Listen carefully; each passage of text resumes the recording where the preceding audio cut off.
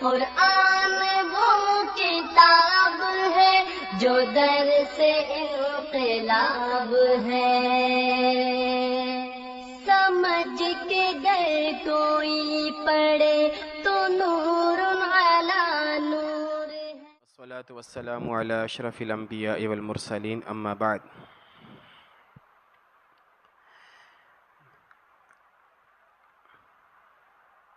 ہم نبی مکرم صلی اللہ علیہ وآلہ وسلم کا حج مبارک دیکھ رہے تھے۔ خطبہ حجۃ الوداع یوم عرفہ کا خطبہ جو ہے وہ ہم نے دیکھ لیا تھا۔ اس کے بعد ہم عرفات کے بعد مزدلفہ اور پھر منا کے خطبات کو دیکھ رہے تھے۔ عرفہ والے دن یہ آیت نازل ہوتی ہے، الیوم اکملت لکم دینکم، کہ آج کے دن تمہارا دین مکمل کر دیا گیا۔ میدان عرفات ظہر اور عصر کی نماز پڑھ کر مغرب کے بعد یا مغرب کے قریب اللہ کے رسول صلی اللہ علیہ وسلم مزدلفہ تشریف لے جاتے ہیں، رات مزدلفہ میں رہتے ہیں۔ یہ 10 ذی الحجہ کی جو رات ہے، اور اس رات میں ایک اہم بات ہم نے بات کی تھی کہ حضور نے تہجد کی نماز نہیں پڑھی اس رات میں۔ مزدلفہ میں حضور نے صبح فجر کی نماز ہی پڑھی ہے، اور قدر روشنی کے وقت میں پڑھی ہے، تھوڑی لیٹ پڑھی ہے۔ ویسے آپ کا معمول تھا جلدی نماز پڑھنے کا فجر، لیکن مزدلفہ میں ذرا لیٹ پڑھی ہے۔ اگلا دن یوم النحر ہے 10 ذی الحجہ کا، اور اس دن جو کام کرنے ہوتے ہیں ان میں جمرات کی رمی ہے، قربانی ہے، اس کے بعد حلق کروانا ہے، اور طواف الافاضہ ہے، طواف ہے۔ سب سے پہلے اللہ کے رسول نے رمی کی، اور رمی کی وہ کنکریاں جو چھوٹی چھوٹی آپ نے پکڑیں، وہ پکڑ کر آپ نے فرمایا ایاکم والغلو فی الدین، دین میں زیادتی نہیں کرنی، غلو نہیں کرنا دین میں۔ اور اسی مقام پر جمرہ پر حضور نے فرمایا تھا کہ مجھ سے حج کے مناسک سیکھ لو، حج کا طریقہ سیکھ لو، شاید کہ میں اگلے سال یا دوبارہ کبھی حج نہ کر سکوں۔ حضور نے مزید کچھ تعلیمات دی تھی۔ آپ نے فرمایا کہ اگر تمہارے اوپر کوئی غلام سیاہ رنگ کا شخص بھی امیر بنا دیا جائے، اور وہ اللہ کی کتاب کے مطابق فیصلے کرے، تو تم نے اس کی اطاعت کرنی ہے، اس کی بات کو سننا ہے۔ حضور نے 100 اونٹ ذبح کیے۔ وہ اونٹ یمن سے حضرت علی رضی اللہ تعالیٰ عنہ اپنے ساتھ لائے تھے، اس پر آج ہم تھوڑا سا آگے جا کر بات کریں گے۔ ان میں سے 63 اونٹ جو ہیں وہ پیارے پیغمبر نے اپنے ہاتھوں سے ذبح کیے، اور باقی 37 جو ہیں وہ حضرت علی رضی اللہ تعالیٰ عنہ کو حکم دیا کہ آپ ذبح کر لیں۔ ان 63 اونٹوں کو ذبح کرنے میں حکمت یہ بھی تھی، حضور کی عمر مبارک 63 سال ہے، اور ہر ایک سال کی شکرانے کے طور پر ایک قربانی کی گئی ہے۔ حضور نے ان 100 اونٹوں کے گوشت کا ایک سالن بنوایا، اور اس سالن میں سے آپ نے کھانا کھایا، شوربہ پیا۔ یہاں پر مینا میں بھی حضور کے کچھ جو ہے وہ خطبات ہمیں ملتے ہیں۔ ان میں سے ایک بڑی اہم چیز ہم نے بات کی تھی کہ حضور نے فرمایا زمانہ جو ہے وہ دوبارہ اپنی اصل حالت میں آ گیا ہے، اور اس کی تشریح ہم نے بات کر لی تھی کہ وہ 12 میں سے 4 حرمت والے مہینے جن کو مشرکین مکہ اپنی مرضی سے بدلتے رہتے تھے، آج کے بعد حضور نے فرمایا وہ نہیں بدلیں گے، وہ اپنی اصل حالت میں آ گئے ہیں۔ حضور نے فرمایا کسی عربی کو عجمی پر فضیلت نہیں، کسی سرخ کو کسی سیاہ پر فضیلت نہیں ہے، فضیلت کی بنیاد صرف اور صرف تقوی ہے۔ آپ نے فرمایا آج کے بعد اس زمین پر شیطان اپنی عبادت سے مایوس ہو گیا ہے۔ یعنی حضور اور صحابہ کرام کا یہ منظر دیکھ کر، 1 لاکھ سے زیادہ صحابہ کرام کو دیکھ کر، اور بیت اللہ کو ہر طرح کے بتوں سے پاک کر دیا گیا، اس منظر کو دیکھ کر شیطان مایوس ہو گیا۔ آج کے بعد اس کی عبادت نہیں یہاں پر کی جائے گی۔ ہاں، لیکن وہ تمہیں پھنسائے گا، ورگلائے گا ان امور میں جن کو تم چھوٹا سمجھتے ہو، یعنی صغیرہ گناہ، جن کو ہم چھوٹا سمجھتے، ہلکا سمجھتے ہیں، ان گناہوں میں وہ تمہیں ضرور پھنسائے گا۔ لہٰذا فاحذروا چھوٹے گناہوں میں اس سے بچنے کی کوشش کرنا۔ اسی طرح حضور نے فرمایا، صحیح بخاری میں روایت ہے، ما بعث اللہ من نبی الا انذر امتہ، کوئی نبی ایسا نہیں آیا جس نے اپنی امت کو ڈرایا نہ ہو دجال کے فتنے سے۔ انذرہ نوح، یہاں تک کہ نوح علیہ السلام نے بھی، اور نوح علیہ السلام کے بعد جتنے نبی آئے ان سب نبیوں نے اس دجال کے فتنے سے اپنی امتوں کو ڈرایا۔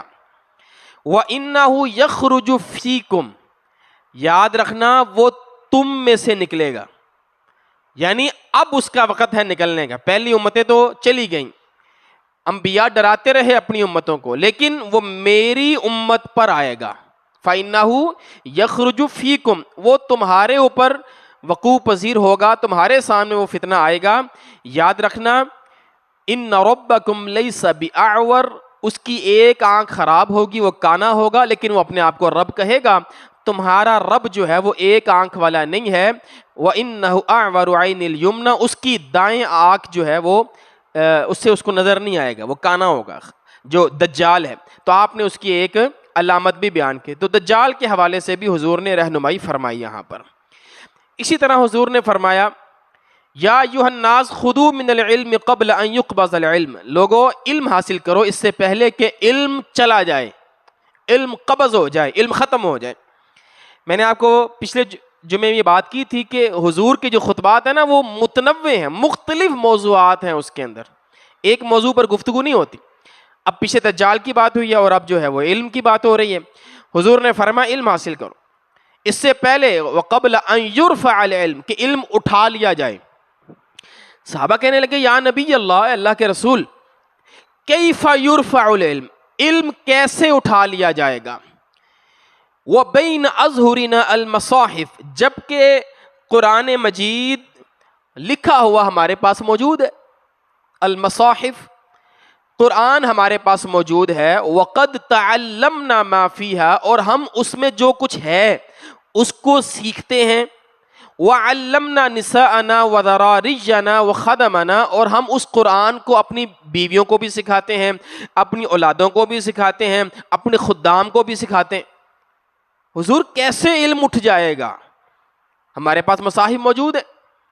فرفع النبی صلی اللہ علیہ وسلم رأسہ، حضور نے اپنا سر اٹھا کر اس شخص کی طرف دیکھا تو فرماتے ہیں حضور کا چہرہ غصے سے سرخ ہوا تھا، آپ کو غصہ آ گیا، اور آپ نے کہا ای ثقلت کا امک، تمہاری ماں تمہیں گم پائے، یہ ایک عرب کا محاورہ ہے۔ وَهَذِهِ الْيَهُودُ وَالنَّصَارَى، تمہیں نہیں پتا یہ یہود اور عیسائی، ان کے پاس بھی مصاحف موجود ہیں، ان کے پاس بھی مصاحف موجود ہیں۔ لم يصبحوا يتعلقون بحرف مما جاءتهم به انبیاؤہم، لیکن اب تم دیکھتے ہو کہ ان کے پاس وہ نہیں ہے جو انبیاء کرام لے کر آئے تھے۔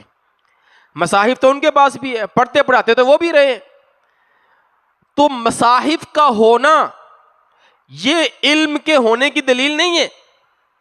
پھر کیا ہے؟ ہم تو یہی سمجھتے ہیں نا کہ قرآن ہے، کتاب ہے، لائبریری ہے، کتابیں موجود ہیں، تو جی بڑا علم کا ذخیرہ ہے، لوگ اپنے آپ کو کتابی کہنے لگ گئے ہیں، ہم کتابی ہیں، ہم کتابوں کا مطالعہ کرنے والے ہیں، ہمارے پاس علم ہے۔ حضور نے فرمایا الا وَإِنَّ مِن ذَهَابِ الْعِلْمِ أَن يَذْهَبَ حَمَلَتُهُ، علم کے اٹھ جانے سے مراد ہے علم والوں کا اٹھ جانا، اہل علم کا اٹھ جانا، علماء کا اٹھ جانا، یہ ہے علم کا اٹھ جانا۔ کتابوں کے باوجود اگر علماء اٹھ گئے تو سمجھ لو علم چلا گیا۔ علم کتابوں میں نہیں ہے، علم علماء کے سینوں میں ہے۔ یہ حضور سمجھانا چاہ رہے ہیں یہاں پر۔ آپ کا آخری خطبہ ہے، آپ یہ سمجھا رہے ہیں کہ بھائی علم کتابوں سے نہیں، علم علماء سے حاصل ہوتا ہے۔ ہمارے ہاں یہ غلط تصور پیش کیا جاتا ہے کہ علم کتابوں سے حاصل ہوتا ہے۔ کتابیں معاون ہوتی ہیں، ذریعہ ہوتی ہیں، اصل جو علم کا منبع اور اصل جو علم کا سورس ہے وہ علماء کرام ہے، جن کے پاس علم ہے۔ جیسے میں آپ کو چھوٹی سی مثال دیتا ہوں، کوئی ڈاکٹر جو ہے وہ ڈاکٹروں سے یا ڈاکٹر سے علم حاصل کیے بغیر صرف کتابیں پڑھ کے ڈاکٹر بن سکتا ہے؟ یا کوئی قاری جو ہے وہ بغیر کسی قاری سے سیکھے کتابیں پڑھ کر قاری بن سکتا ہے؟ کیا کوئی حافظ جو ہے وہ بغیر کسی استاد کے خود قرآن یاد کر کے حافظ بن سکتا ہے؟ اس کو کون بتائے گا تو حافظ ہے؟ وہ کس کو سنائے گا؟ اس کی غلطی کون نکالے گا؟ اس کی اصلاح کون کرے گا؟ اسی طرح علم جو ہے وہ کتابوں سے حاصل نہیں ہوتا، وہ علماء سے حاصل ہوتا ہے۔ اسی حدیث کو مزید تقویت ملتی ہے اس حدیث سے۔ حضور نے فرمایا، متفق علیہ سے بخاری اور مسلم کی روایت ہے، ان اللہ لا يقبض العلم انتزاعا ينتزعه من العباد ولكن يقبض العلم بقبض العلماء۔ اللہ رب العالمین علم کو ایسے نہیں اٹھائے گا کہ جس طرح حروف اٹھ جاتے ہیں، آپ کتابیں کھولیں گے، قرآن کھولیں گے اور حروف نہیں ہوں گے، نہیں، ولیکن بلکہ اللہ تعالیٰ علم کو اٹھائے گا بقبض العلماء، علماء کے اٹھانے سے۔ جب ایک عالم اس دنیا سے جاتا ہے نا، وہ اپنے ساتھ علم بھی لے جاتا ہے، وہ جو اس کے پاس علم ہوتا ہے نا وہ اللہ کے پاس چلا جاتا ہے۔ اب آپ کے پاس کوئی سورس نہیں ہے، کوئی ذریعہ نہیں ہے کہ آپ اس سے وہ علم حاصل کر سکیں۔ ہاں، اس کی زندگی میں تھا، آپ اس سے علم حاصل کر لیتے۔ پھر حضور نے فرمایا حتی اذا لم یبقی عالما، یہاں تک کہ جب اللہ علماء کو اٹھا لیں گے نا تو پھر کوئی عالم باقی نہیں رہے گا، دنیا پر کوئی عالم نہیں ہوگا۔ اتخذ الناس رؤوسا جہالا، جب عالم نہیں ہوگا تو پھر اللہ لوگ جو ہے نا وہ جاہلوں کو اپنا سربراہ بنا لیں گے اور جاہلوں کو اپنا رہنما بنا لیں گے۔ وہ ان سے مسئلے پوچھا کریں گے، پھر ان سے رہنمائی لیا کریں گے، جو اپنے آپ کو سو کالڈ کتابی کہتے ہیں، جن کا علم کے ساتھ کوئی واسطہ نہیں، کیونکہ ان کا علماء کے ساتھ کوئی واسطہ نہیں ہے، علم علماء سے حاصل ہوتا ہے۔ تو لوگ جو ہے نا پھر ان جاہلوں کو پکڑ لیں گے، اور جب ان کو پکڑ لیں گے فَسُئِلُوا، ان سے سوال کیے جائیں گے، فَأَفْتَوْا بِغَيْرِ عِلْمٍ، وہ فتوے دیں گے بغیر علم کے، بغیر علم کے۔ آپ کہیں یار وہ تو بڑے قرآن و حدیث کے فتوے دیتے ہیں، وہ تو بڑے حوالے دیتے ہیں، انٹرنیشنل نمبرنگ کے ساتھ حوالے۔ علم وہ نہیں ہے، علم وہ ہے جو علماء سے حاصل ہوتا ہے۔ بغیر علم کا مطلب یہ ہے کہ اس نے چونکہ علماء سے علم حاصل نہیں کیا، لہذا اس کے پاس وہ علم ہے ہی نہیں۔ وہ فتویٰ چاہے آپ کو قرآن کھول کے آیتیں دکھا دکھا کر بھی دیتا رہے، اس یعنی کچھ لائنوں کو یاد کر لینا اور حوالوں کو یاد کر لینا اور کتابیں کھول کر آپ کو دکھا، اس کو آپ علم کہتے ہیں، اسی علم کہا جاتا ہے۔ تو پھر جو سافٹ ویئر بنائے ہوئے ہیں، جن سافٹ ویئرز میں آپ حوالہ پوچھتے ہیں وہ حوالہ، تو وہ پھر عالم ہوا؟ اس کو علم نہیں کہتے ہوتے۔ حضور نے فرمایا ان سے پوچھا جائے گا، وہ بغیر علم کے فتوے دیں گے، فضلوا، حضور نے فرمایا وہ خود بھی گمراہ ہوں گے، وہ اضلوا، دوسروں کو بھی گمراہ کریں گے، کیونکہ اس کو خود ہی کوئی نہیں پتا، وہ دوسروں کو بھی گمراہ کرے گا۔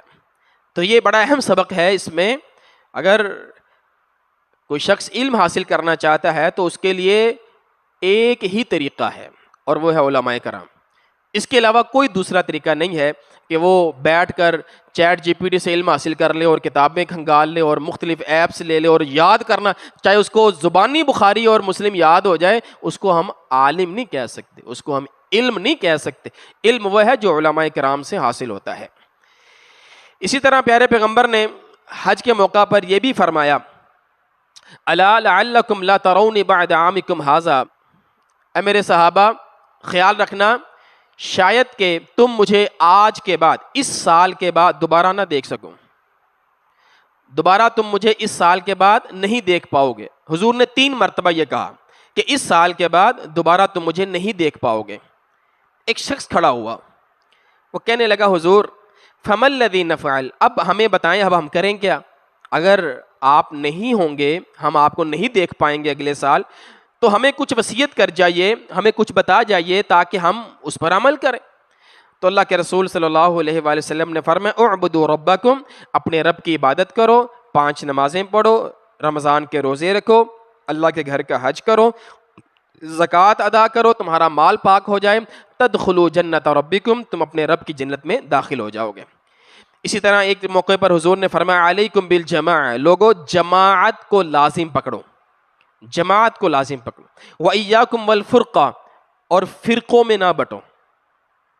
تفرقوں میں نہ جاؤ، فرقہ فرقہ نہ بن جاؤ، بلکہ جماعت کے ساتھ رہو، جہاں اکثریت ہے اہل علم کی وہاں پہ رہو، تفردات کے اندر نہ جاؤ۔ میں آپ کو ایک چھوٹا سا اس کی حوالے سے مثال دیتا ہوں، شاید بات سمجھ آ جائے گی ہمیں۔ پچھلے دنوں ہم ایک ورکشاپ میں تھے، تو وہ جو استاد تھے ہمارے، وہ عالم تھے، وہ بتا رہے تھے کہ ایک مسئلے میں میرا اپنے استاد کے ساتھ اختلاف ہو گیا۔ مسئلہ یہ ہے کہ قرآن مجید کا جو رسم ہے، جو قرآن مجید ہم پڑھتے ہیں، اس کا جو رسم ہے، اس کا جو خط ہے، وہ اللہ کی طرف سے ہے یا لوگوں کا بنایا ہوا ہے، توقیفی ہے یا غیر توقیفی ہے۔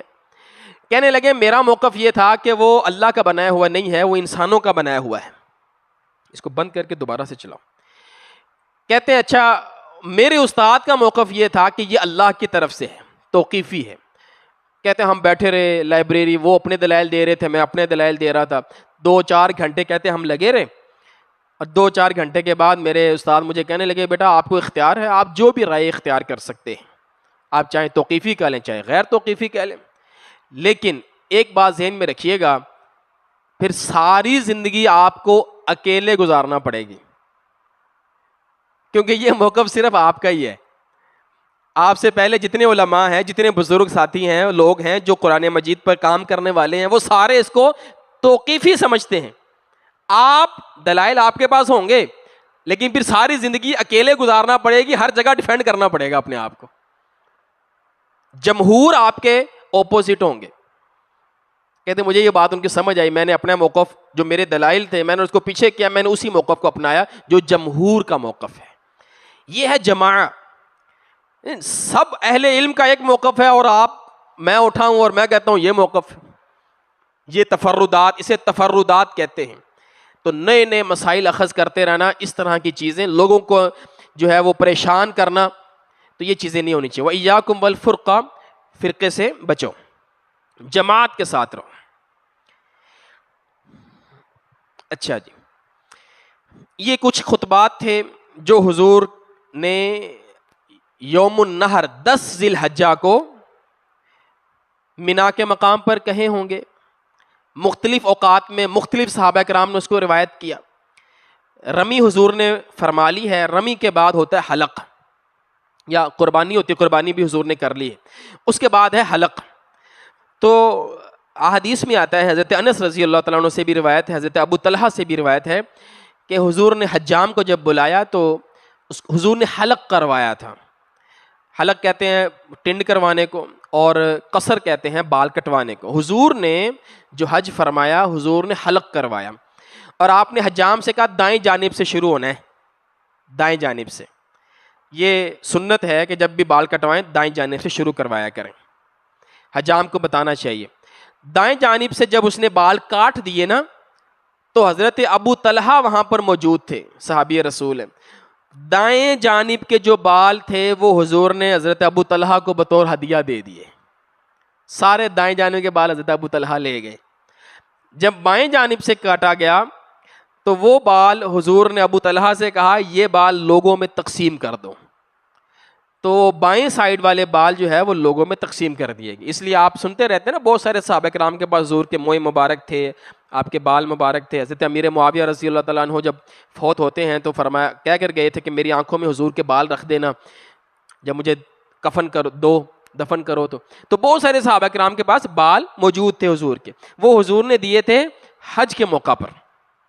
تو حضور نے حلق کروایا، اور حلق والوں کے لیے حضور نے 3 مرتبہ دعا کی، اللہ رحم کرے حلق والوں پر، اللہ رحم کرے حلق والوں پر، اللہ رحم کرے حلق والوں پر، اور چوتھی مرتبہ آپ نے فرمایا اللہ رحم کرے قصر والوں پر بھی۔ اور قرآن مجید میں بھی پہلے حلق کا ذکر ہے، بعد میں قصر کا ذکر ہے۔ اس کے بعد 3 کام ہو گئے، رمی ہو گئی، قربانی بھی ہو گئی، حلق بھی ہو گیا۔ اب چوتھا کام ہوتا ہے طواف افاضہ، حج کا، جو حج کا طواف ہے، 10 ذی الحجہ کو یہ طواف کرنا ہوتا ہے۔ تو پیارے پیغمبر نے یہ جو طواف فرمایا ہے یہ اونٹنی کے اوپر کیا ہے۔ میں نے اس کی وجہ آپ کو بتائی تھی، چونکہ آپ نے لوگوں کو دکھانا تھا کہ حج کا یہ طریقہ کار ہے۔ تو حضور نے یہ طواف اونٹنی پر بیٹھ کر آپ نے طواف افاضہ کیا۔ طواف افاضہ کے بعد سعی بھی کیا آپ نے، یہ حج کی سعی ہے، پھر آپ نے حج کی سعی کی۔ یہ دیکھ لیں 10 ذی الحجہ کو یہ والے کام کرنے ہوتے ہیں. سب سے پہلے رمی جمرہ ہے, یہ ایک ہی جمرے کو کرنا ہوتا ہے 10 ذی الحجہ کو. باقی جو 2 اور ہیں 3 جمرہ بنتے ہیں وہ ہوتے ہیں ایام تشریق میں. تو 10 ذی الحجہ کو سب سے پہلے رمی جمرہ عقبہ کو کرتے ہیں, اس کے بعد قربانی ہوتی ہے, اس کے بعد حلق یا قصر ہوتا ہے, بال کٹوائے جاتے ہیں, حلال ہو جاتا ہے انسان, حلال ہو کر طواف ہوتا ہے. اس لیے آپ دیکھیں گے حج کا جو طواف ہے وہ کپڑوں میں ہوتا ہے, عام کپڑوں میں طواف کر رہے ہوتے ہیں لوگ, کیونکہ وہ قصر حلق کر چکے ہوتے ہیں, حلال ہو چکے ہوتے ہیں. طواف ہوتا ہے, طواف کے بعد پھر سعی ہوتی ہے. سعی کرنے کے بعد واپس آپ نے منا آ جانا ہے اپنے خیموں میں. پھر اگلے جو ایام تشریق ہیں 11 12 یا 13, کوئی رہنا چاہے تو 13 کو بھی رہ سکتا ہے, ایام تشریق میں پھر آپ نے ایک کام کرنا ہے, منا میں رہنا ہے اور صرف ایک کام کرنا ہے. زوال کے بعد جب سورج نصف پر آ جاتا ہے اور وہ زوال کی طرف مغرب کی طرف جھکتا ہے, اس وقت, اس کے بعد, اس سے پہلے نہیں, ایام تشریق 11 ذی الحجہ 12 ذی الحجہ اور 13 ذی الحجہ کو زوال کے بعد رمی کرنا ہوتی ہے. ٹھیک ہے, اب وہ رمی کا طریقہ کار یہی ہے, پہلا جمرہ, پھر اس کے بعد دوسرا جمرہ, پھر تیسرا جمرہ, 7 کنکریاں ادھر 7 ادھر 7 ادھر, ہر کنکری پر اللہ اکبر کہنا ہے.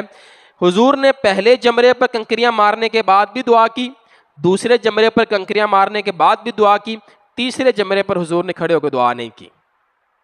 2 جمرات پر آپ نے دعا کی, تیسرے پر آپ نے دعا نہیں کی.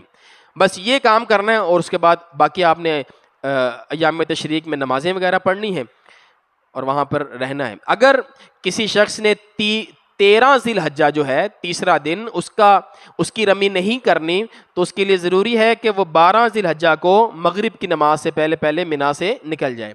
اگر وہ مغرب سے پہلے منا سے نہ نکل سکا تو پھر اس کے لیے ضروری ہے کہ وہ 13 والا جو ہے دن وہ بھی رمی وہیں پر کر کے پھر جائے گا.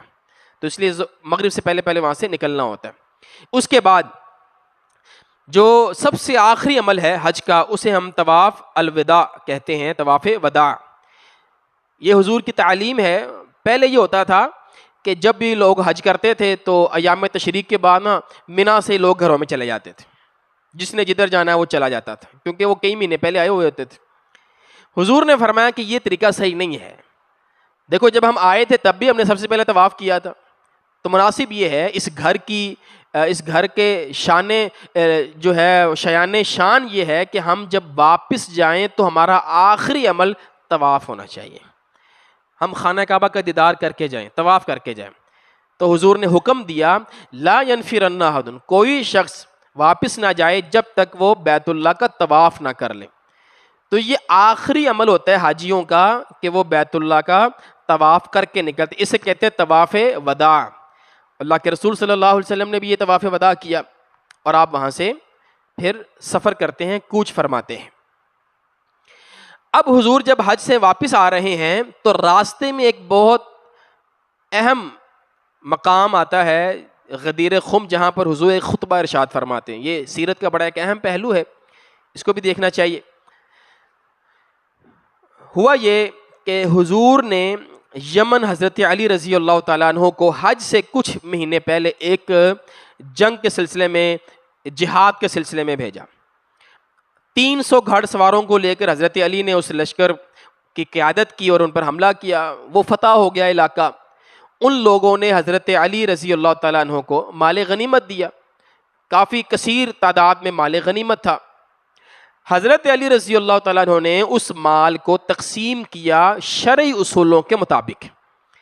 اصول کیا ہے کہ مکمل مال کا, پورے مال کا جو مال غنیمت ملا ہے اس کے 5 حصے کیے جائیں, 5 حصے کیے جائیں. اچھا, اور ان 5 میں سے ایک حصہ جو ہے وہ اللہ اور اس کے رسول کا ہے. باقی جو 4 حصے ہیں وہ فوج میں تقسیم ہو جائیں گے, فوجیوں میں جو لڑنے والے تھے مجاہدین. یہ اصول ہے. وہ جو 5واں حصہ نکالنا ہے نا وہ بھی قرآن اندازی سے نکلے گا, یہ نہیں کہ اچھا جو ہے وہ اللہ اور اس کے رسول کے لیے نکال دے مجاہدین. تو 5 حصے کرنے کے بعد قرآن ڈالا جائے گا, جو ایک حصہ نکلا اللہ اور اس کے رسول کا وہ ایک حصہ ان کا ہو گیا, اور باقی 4 جو ہے نا وہ ہو گئے مجاہدین کے. اب ہوا یہ کہ جب حضرت علی نے خمس نکال لیا تو اس میں بہت کچھ اونٹ تھے کافی تعداد میں، جن میں سے 100 اونٹ اللہ کے رسول نے ذبح بھی کیے وہاں پر، اونٹ بھی تھے، اور ایک خاص قسم کی نرم چادریں بھی تھیں، اچھا اعلیٰ کوالٹی کی چادریں بھی تھیں۔ لوگوں نے نا حضرت علی سے مطالبہ کیا، مجاہدین نے، کہ ہمیں خمس میں سے اونٹ دو یا ہمیں چادریں دو۔ ہوتا یہ تھا پیارے پیغمبر خمس میں سے دیتے تھے، لیکن چونکہ حضور کے ہاتھ میں تھا، اختیار میں، حضرت علی کہتے میرے اختیار میں تو نہیں ہے نا، میں جب تک پیارے پیغمبر کو نہیں دے دوں گا، حضور چاہے سارا ہی تمہیں دے دیں، میں تو نہیں دے سکتا، یہ تو امانت میں خیانت ہے، میرے پاس تو اختیار ہی، میں تو بھائی پابند ہوں کہ خمس اللہ کے رسول کو دوں، اللہ کے رسول چاہے اس کو بانٹ دیں، اور حضور بانٹتے تھے، صحابہ میں دے دیا کرتے تھے۔ اب صحابہ کو عادت بنی ہوئی تھی، مزاج تھا کہ حضور بھی دیا کرتے ہیں، تو کہنے لگے بھئی آپ ہمیں دے دیں، حضور کو بتا دیجئے گا۔ حضرت علی نے کہا بھئی یہ کام نہیں ہونا، نہ حضرت علی نے کوئی اونٹ دیا، نہ حضرت علی نے کوئی چادر دی۔ اچھا، ایک مقام آیا، مقام سدرہ، یا اس سے پہلے ایک مقام ہے، اس مقام پر، مقام مقاشق یہاں لکھا ہوا ہے، اس مقام پر پہنچ کرنا حضرت علی نے جو قیادت ہے وہ دے دی حضرت ابو رافع کو، اور خود چلے گئے پیارے پیغمبر سے ملنے کے لیے مکہ، اکیلے جلدی میں چلے گئے کہ میں حضور سے ملتا ہوں، آپ لوگ پیچھے قافلہ جو ہے وہ آ جانا۔ اب امیر ہیں ابو رافع، حضرت علی مکہ چلے گئے، ابو رافع کو لوگوں نے کہا بھی ہمیں چادریں دو، تو حضرت ابو رافع نے نرمی دکھائی اور ان کو چادریں دے دی، ایک ایک فوجی کو چادریں دے دی۔ حضرت علی رضی اللہ تعالیٰ عنہ لشکر کا استقبال کرنے کے جب یہ مکہ کے قریب پہنچ گیا، مقام سدرہ پر پہنچے، حضرت علی نے دیکھا کہ لوگوں نے چادریں پہنی ہوئی۔ آپ نے پوچھا بھئی یہ چادریں کہاں سے آئیں ان کے پاس؟ انہوں نے بتایا جی ہم نے ابو رافع سے لی ہیں، وہ خمس میں سے۔ حضرت علی نے حضرت ابو رافع کو بھی سخت ڈانٹا، ناراض ہوئے کہ یہ تم نے کام کیوں کیا؟ انہوں نے کہا جی مجھے انہوں نے مجبور کر دیا۔ حضرت علی کے اپنا ایک مقام تھا، حضرت ابو رافع نہیں، اور پریشر میں آ گئے تو انہوں نے دے دی ان کو۔ حضرت علی نے وہاں پر فیصلہ کیا کہ ساری چادریں واپس کرو، پورے لشکر سے 300 لوگوں سے چادریں واپس لے لی حضرت علی نے۔ اب جب یہ معاملہ بنا نا تو کچھ صحابہ کرام کے دلوں میں حضرت علی کے بارے میں کچھ باتیں پیدا ہو گئیں، یہ تو طبعی معاملہ ہے نا، یہ تو فطرتی چیز ہے، تھے تو وہ ساتھی نا آپس میں، تو لوگوں نے حضرت علی کے خلاف باتیں بھی کی کچھ نے کہ یہ زیادتی کی حضرت علی نے۔ ان میں ایک صحابی حضرت ابو بریدہ اسلمی رضی اللہ تعالیٰ عنہ، ان کے دل میں کوئی زیادہ بات آ گئی حضرت علی کے والے۔ حضرت علی اپنی جگہ ٹھیک ہے، اچھا یہ بھی اپنی جگہ ٹھیک ہے کہ یار پیارے پیغمبر دے ہی دیتے ہیں تو تم بھی دے دو، کوئی نرمی کرو۔ حضرت علی اپنی جگہ ٹھیک ہے۔ یہ بات پہنچی اللہ کے رسول صلی اللہ علیہ وسلم تک، حج کے بعد، حج ہو گیا سارا، آپ کو پتہ لگا کہ جو وہ 300 کا لشکر ہے ان میں باتیں ہو رہی ہیں، وہ حضرت علی کے اس اقدام سے راضی نہیں ہیں، ناراض ہیں، حضرت علی سے ناراض ہیں۔ تو حضور نے پھر مناسب سمجھا کہ وہاں پر ایک خطبہ ارشاد فرمائیں۔ یہ تاریخ ہے 18 ذوالحجہ، ٹھیک ہے جی، 18 ذوالحجہ کو غدیر خم، یہ ایک علاقہ ہے، ایک کنواں ہے، اس کا نام خم ہے، تو غدیر کنویں کو کہتے ہیں، اس جگہ پر پیارے پیغمبر نے حضرت علی سے کہا کہ درختوں کے نیچے کی صفائی کرو تاکہ میں حاجیوں کو جمع کریں اور میں وہاں پر ایک خطبہ ارشاد فرماؤں۔ حضور نے وہاں پر بھی خطبہ دیا۔ آپ نے فرمایا اما بعد الا ایھا الناس، اے لوگو، فانما انا بشر، میں بھی ایک انسان ہوں، یوشک ان یاتی رسول ربی، مجھے امید ہے کہ اب میرے رب کا جو فرشتہ ہے بھیجا ہوا وہ میرے پاس آنے والا ہے، فاجیب، اور میں نے بھی اس کی پکار پر لبیک کہہ دیا ہے۔ اشارہ کس طرف ہے؟ حضور کے وصال کی طرف، کہ وہ فرشتہ جو ہے وہ آنے والا ہے اور میں نے اس کی پکار پر لبیک کہہ دیا ہے۔ وَأَنَا تَارِكٌ فِيكُمْ ثَقَلَيْنِ، میں تمہارے درمیان 2 چیزیں چھوڑ کر جا رہا ہوں۔ اولہما کتاب اللہ، ان میں سے پہلی چیز ہے اللہ کی کتاب، فخذوا بکتاب اللہ واستمسکوا بہ، اللہ کی کتاب کو مضبوطی سے پکڑ لو، تھام لو۔ ثم قال، پھر آپ نے فرمایا دوسری چیز، اہل بیتی، میرے اہل بیت، پہلی چیز قرآن ہے، کتاب ہے، دوسری چیز میرے اہل بیت ہے۔ اذکرکم اللہ فی اہل بیتی، اذکرکم اللہ فی اہل بیتی، اذکرکم اللہ فی اہل بیتی، میرے صحابہ میرے اہل بیت کے بارے میں اللہ سے ڈرتے رہنا، میرے اہل بیت کے معاملے میں اللہ سے ڈرتے رہنا، میرے اہل بیت کے معاملے میں اللہ سے ڈرتے رہنا. 3 مرتبہ پیارے پیغمبر نے فرمایا کہ بھئی اہل بیت کے بارے میں بات کرنے سے پہلے نا اللہ رب العالمین سے ڈرنا. اور پھر آپ نے فرمایا من کنت ولیہ، جو میرا ولی ہے نا، جو میرا ولی ہے، جو میرا دوست ہے، فہذا ولیہ، تو یہ علی بھی اس کا دوست ہے. اللہم والی من والاہ، اور پھر آپ نے اللہ کو مخاطب کیا، اللہ تو بھی اس کا دوست بن جا جو علی کا دوست بنے. وعاد من عاداہ، اور اللہ جو علی سے دشمنی کرے تو اس کا دشمن بن جا. یہیں پر وہ الفاظ ہیں من کنت مولاہ فعلی مولا، جس کا میں مولا ہوں علی بھی اس کا مولا ہے. یہ نہیں ہو سکتا کہ کوئی محمد کریم صلی اللہ علیہ وسلم سے تو محبت کرے اور حضرت علی سے محبت نہ کرے، ممکن نہیں ہے.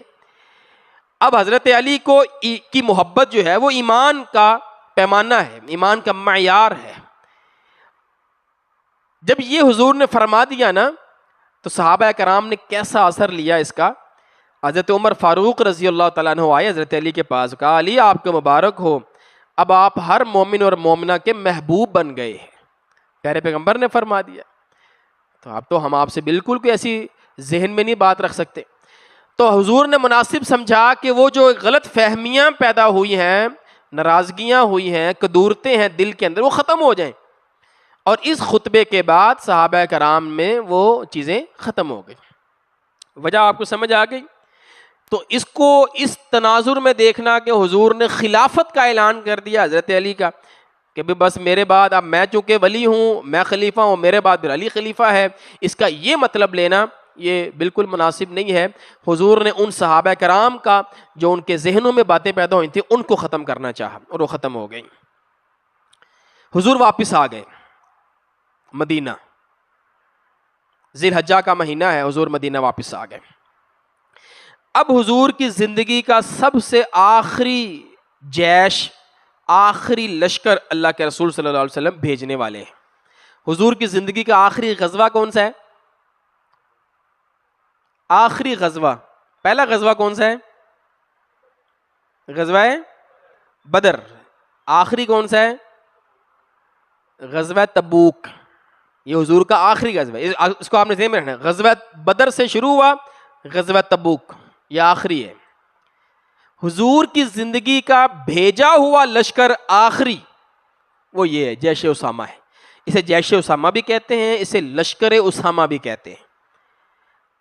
ٹھیک ہے، یہ حضور کی زندگی کا آخری بھیجا ہوا لشکر ہے. یعنی یہ اس وقت کا ہے جب حضور بیمار تھے. میں آپ کو کچھ تفصیل آگے بتاتا ہوں. یہ جو لشکر بھیجا گیا ہے یہ رومن سے لڑنے کے لیے بھیجا جا رہا ہے، جن سے غزوہ موتا ہوا، تبوک بھی ہوئی. چونکہ انہوں نے حضرت زید بن حارثہ جو حضور کے منہ بولے بیٹے تھے ان کو قتل کیا، وہاں پر وہ شہید ہوئے. تو حضور نے ان کا بدلہ لینے کے لیے حضرت اسامہ بن زید جو ان کے بیٹے ہیں، زید بن حارثہ کے بیٹے ہیں، حضور نے ان کو کہا بھائی جاؤ اپنے باپ کا بدلہ لو. تو یہ رومن سے لڑنے کے لیے حضور نے ان کو بھیجا. اب اس لشکر میں بڑے بڑے صحابہ، 3000 کا یہ لشکر تھا اور شمولیت میں بڑے بڑے صحابہ تھے. حضرت عمر بن خطاب رضی اللہ تعالیٰ عنہ بھی اس لشکر میں شامل تھے. اور امیر کون ہے؟ اسامہ بن زید. اور عمر کون ہے؟ ایک عام کارکن.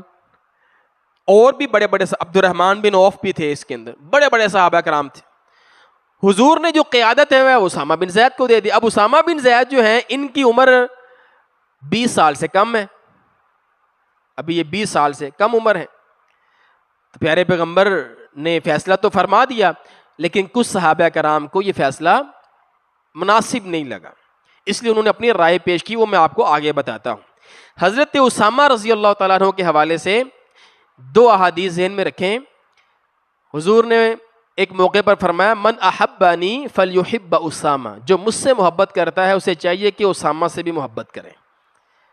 بالکل وہی الفاظ جو حسن حسین کے لیے.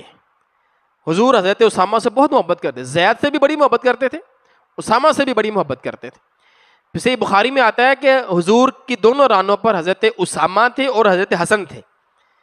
ایک طرف حسن ہے، ایک طرف حضرت اسامہ ہے. حضور فرماتے ہیں اللہم احبہما، اے اللہ تو ان دونوں سے محبت کر، فإنی احبہما، کیونکہ میں ان دونوں سے محبت کرتا ہوں. آپ کس کے ساتھ ملایا؟ حسن کے ساتھ آپ نے ملایا حضرت اسامہ کو. تو اسامہ حضور کے ہاں ان کا بڑا مقام تھا، بڑی محبت تھی. صحیح بخاری ابن ماجہ میں ایک روایت ہے، سیدہ عائشہ فرماتی ہیں کہ حضرت اسامہ ایک دفعہ ہمارے دروازے پر آئے. اب دیکھیں یہ جوان ہی ہوں گے، 12-14 سال عمر ہوگی ان کی. جب یہ جا رہے تھے لشکر، اس وقت ان کی عمر 18 سال ہے. تو اس سے پہلے کا واقعہ ہے. فرماتی ہیں حضرت اسامہ میرے گھر آئے تو دروازے پر چوکھٹ پر وہ گر گئے، ان کی ٹکراؤ ہو گیا کسی چیز سے، تو ان کے چہرے سے خون نکلنے لگ گیا.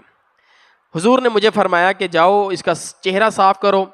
کہتی اتنی میں اٹھتی، اللہ کے رسول خود اٹھے اور آپ نے حضرت اسامہ کے چہرے سے وہ خون صاف کیا. خون صاف کرنے کے بعد حضور نے فرمایا لو کان اسامہ تو جاریتن.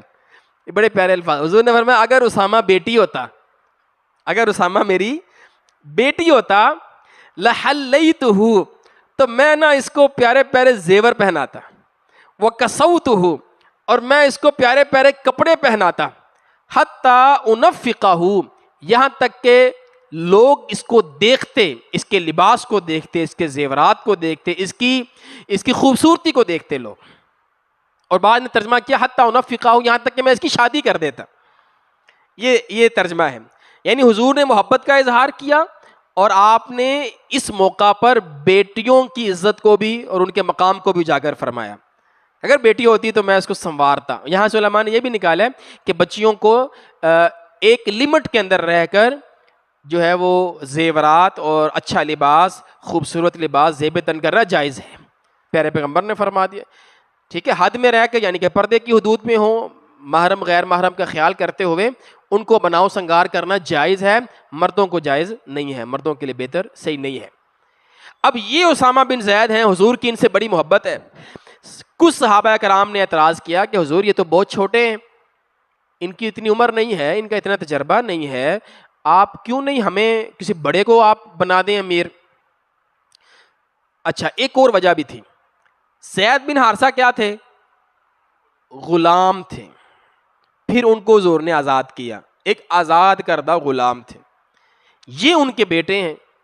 عرب کے ہاں غلاموں کی اہمیت بہت کم ہوتی، ان کے ہاں اس چیز کو بہت زیادہ آر سمجھا جاتا تھا.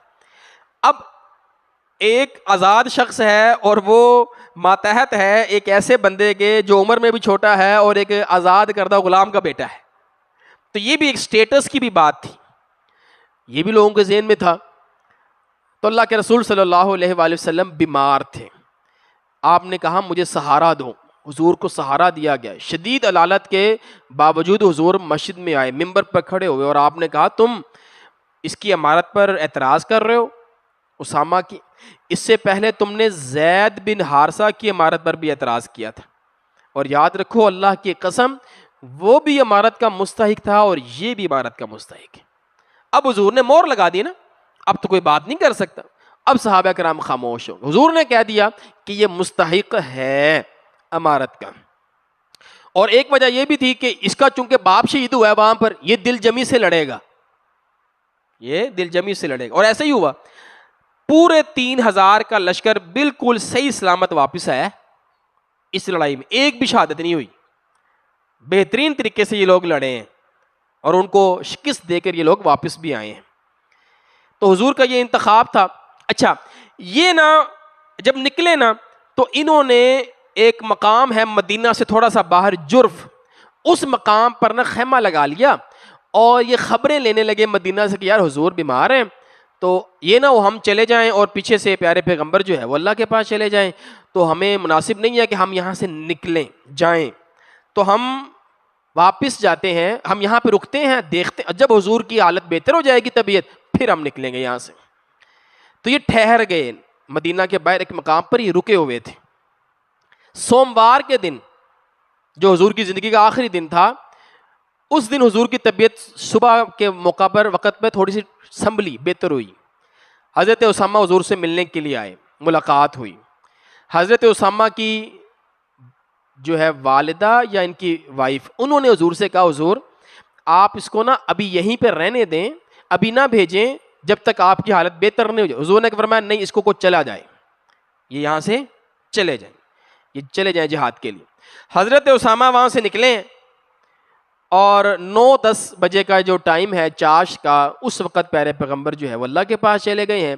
خبر حضرت اسامہ تک پہنچی ہے, یہ لوگ سارے واپس آ گئے, یہ لوگ واپس آ گئے, یہ آگے نہیں گئے. پھر خبر پھیل گئی پیارے پیغمبر کی وفات کی, وصال کی, تو یہ واپس آ گئے. اور پھر تدفین کے بعد حضرت ابوبکر صدیق رضی اللہ تعالیٰ عنہ نے ان کو بھیجا لشکر اسامہ کو. تو وہ اس وقت پھر ہم جا کر دیکھیں گے جب حضرت ابوبکر رضی اللہ تعالیٰ عنہ نے ان کو بھیجا. کتنا ٹائم ہو گیا؟ 20 منٹ ہے ہمارے پاس, چلیں. اچھا یہ ہو گیا, لشکر اسامہ بھی ہو گیا ہمارا, غدیر خم بھی ہو گیا. اب چونکہ حضور اکرم صلی اللہ علیہ وسلم کا آخری وقت ہے, تو آج ہم انشاءاللہ دیکھیں گے حضور کی زندگی میں وہ اشارات جو اللہ رب العالمین نے ان کو دیے, اور حضور نے صحابہ کرام کو وہ اشارات دیے. کچھ اشارات آپ نے ابھی پڑھ لیے حج کے موقع پر. تو حضور نے نا اب جانے سے پہلے ہی صحابہ کرام کو اشارات دے دیے تھے کہ اب میں سفر آخرت کی تیاری میں ہوں. پہلا اشارہ, حضرت انس بن مالک رضی اللہ تعالیٰ عنہ فرماتے ہیں کہ حضور پر ویسے تو وحی آتی ہی تھی, لیکن حتیٰ توفاہ اکثر ما کان الوحی, جیسے ہی حضور کی وفات قریب آئی, لفظ وفات کے ہیں, توفاہ, وفات قریب آئی تو وحی کثرت سے ہو گئی, وحی کثرت سے ہو گئی. تو وحی کا زیادہ ہو جانا بھی حضور کے اس دنیا سے چلے جانے کی اشارہ ہے. اس کی وجہ یہ بھی ہے کہ اب حضور نے چلے جانا ہے, دین پھیل گیا ہے, عام الوفود آ رہے ہیں, تو زیادہ سے زیادہ جو تعلیمات باقی رہ گئی ہیں وہ بیان کر دی جائیں. تو پہلے آہستہ آہستہ قرآن آیا, وفات کے قریب کثرت کے ساتھ وہی نازل ہوئی. صحیح بخاری میں یہ حضرت انس کا کہنا ہے. ثم توفی رسول اللہ صلی اللہ علیہ وسلم بعد, فرماتے ہیں پھر اللہ کے رسول صلی اللہ علیہ وسلم وفات پا گئے. اسی طرح حضرت ابو ہریرہ فرماتے ہیں حضور جو ہے وہ ہر رمضان جب مدینہ میں آپ آئے تو مسجد نبوی میں حضور اعتکاف فرماتے تھے, اور وہ اعتکاف ہوتا تھا 10 ایام, 10 دنوں کا. فلما کان العام الذی قبض فیہ, وہ سال کہ جس سال حضور اس دنیا سے گئے, اعتکف 20 یوما, حضور نے اس سال 20 دن کا اعتکاف کیا. تو یہ بھی ایک فرق ہے پہلو سے. حضور ربیع الاول میں گئے ہیں, اس سے پہلے جو رمضان آیا تھا اس میں آپ نے 20 دن کا اعتکاف فرمایا.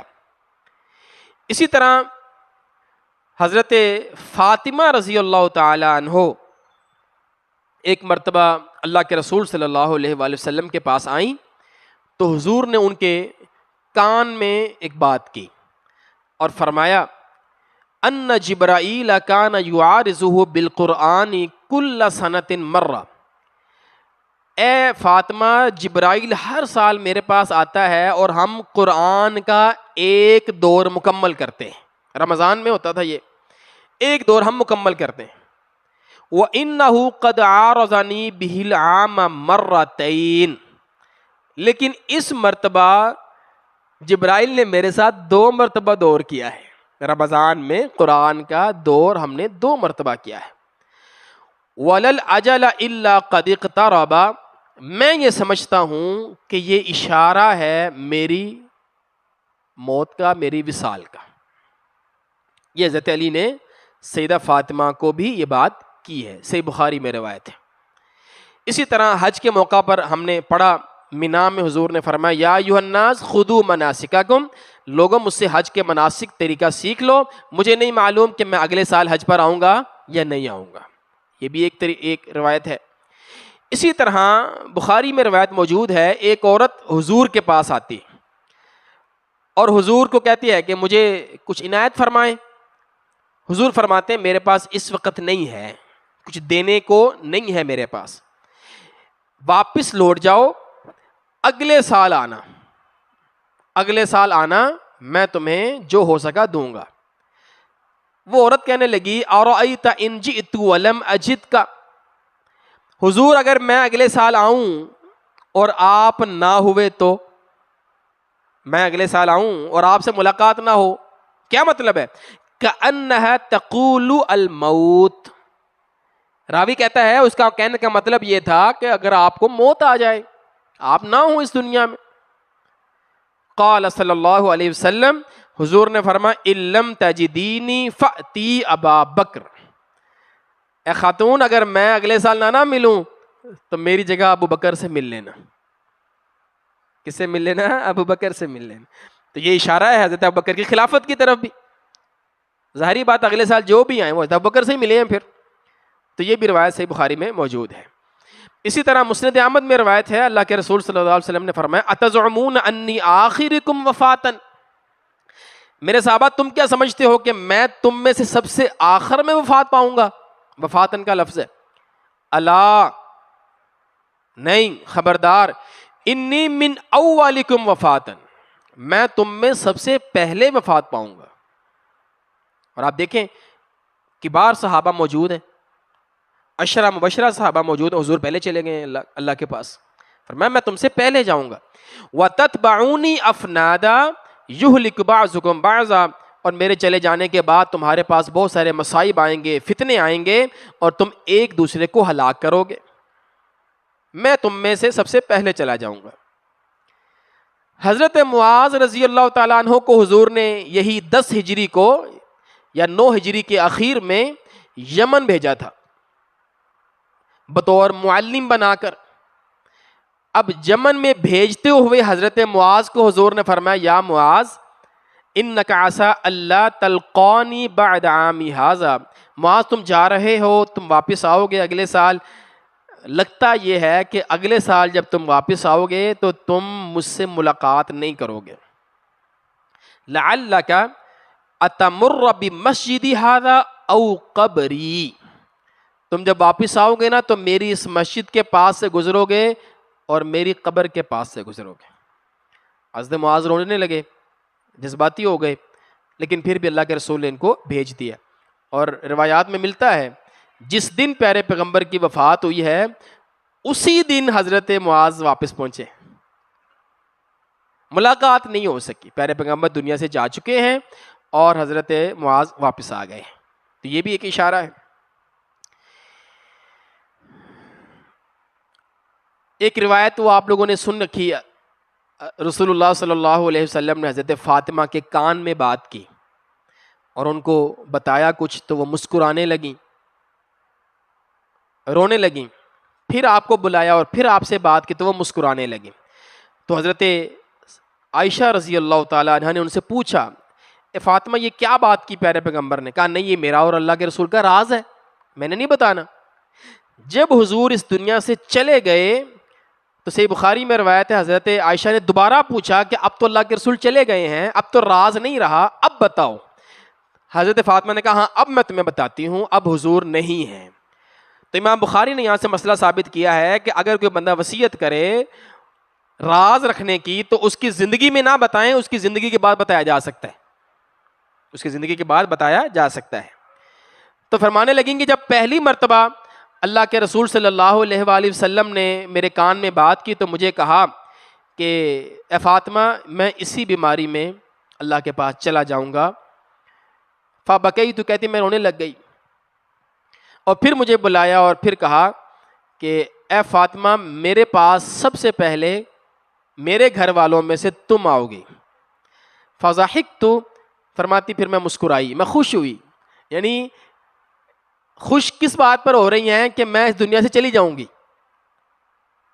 اسی بات پہ خوش ہو رہی ہے نا، اس میں ان کی وفات کا ذکر ہے کہ میرے بعد میرے پیچھے تم نے بھی جلدی آ جانا ہے، تو فرماتی ہوں وہ اس پہ بڑی خوش ہوئی، اس پہ بڑی خوش ہوئی، یعنی جیسے کوئی بندہ دنیا میں رہنا ہی نہیں چاہتا، وہ اپنے نبی سے اپنے بابا سے ملنا چاہتی ہیں، اور علماء نے لکھا 6 ماہ سیدہ فاطمہ بیمار ہی رہی ہیں، جس طرح ہم کہتے ہیں ڈپریشن میں، سٹریس میں، جس طرح عام طور پر بچیاں رہتی ہیں باپ کے بعد، اسی غم میں ہی سیدہ فاطمہ اللہ کے پاس گئی ہیں، اور اہل بیت میں سے سب سے پہلے سیدہ فاطمہ کا ہی انتقال ہوا۔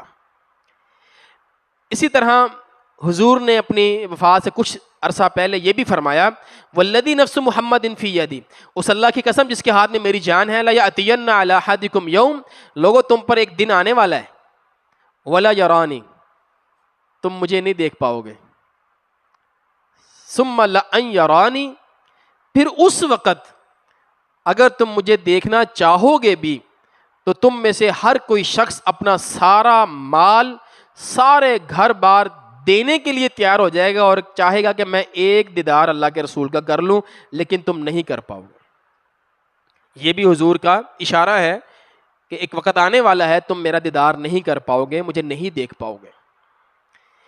اسی طرح ایک مرتبہ حضور احد والوں کی قبر پر گئے اور آپ نے وہاں پر دعا کی، اور دعا کے بعد حضور کے ساتھ ایک صحابی ہیں ابو مویہبہ، مسند احمد میں یہ روایت موجود ہے۔ حضرت رسول اللہ صلی اللہ علیہ وآلہ وسلم نے ان سے کہا، اے ابو مویہبہ، انی قد اوتیت مفاتیح خزائن الدنیا، اللہ نے نا مجھے چوائس دی، اختیار دیا کہ اے پیارے پیغمبر ہم آپ کو دنیا کے خزانے دیتے ہیں، والخلد فیہا، اور اس دنیا میں ہمیشہ کی زندگی دیتے ہیں، ثم الجنہ، اور اس کے بعد ہم آپ کو جنت دے دیں گے، جنت بھی ملے گی، دنیا کے خزانے بھی ملیں گے، اور ہمیشہ کی زندگی بھی ملے گی۔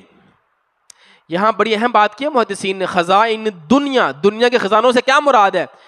کہ جو حضور کے بعد فتوحات ہوئی ہیں نا، وہ ہے خزائن دنیا۔